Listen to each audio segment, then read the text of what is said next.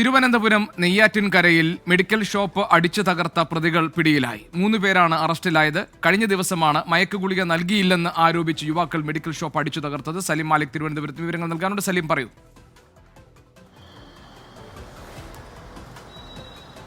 ജി.കെ, ഇന്നലെ നമ്മൾ ഈ സംഭവത്തിന്റെ ദൃശ്യങ്ങൾ ഉൾപ്പെടെ പുറത്തുവിട്ടിരുന്നു. 3 യുവാക്കൾ ചേർന്ന് ഒരു മെഡിക്കൽ സ്റ്റോറിന് മുൻപിൽ കാട്ടുന്ന പരാക്രമമായിരുന്നു നമ്മൾ പുറത്തുവിട്ട ദൃശ്യങ്ങളിൽ ഉണ്ടായിരുന്നത്. ഇന്ന് ആ കേസിലെ പ്രതികളെ അറസ്റ്റ് ചെയ്തിരിക്കുകയാണ്.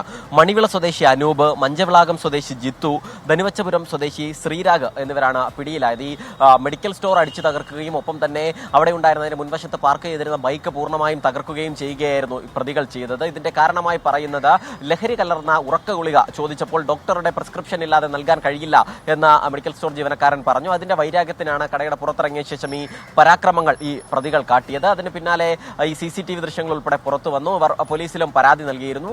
പിന്നാലെയാണ് പ്രതികളെ പോലീസ് അറസ്റ്റ് ചെയ്തിരിക്കുന്നത്.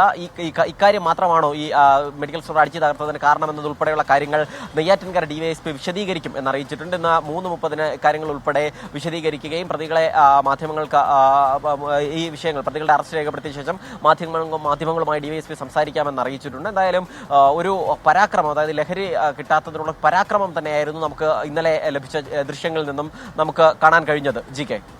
സലീം മാലിക് തിരുവനന്തപുരത്ത് നിന്ന്.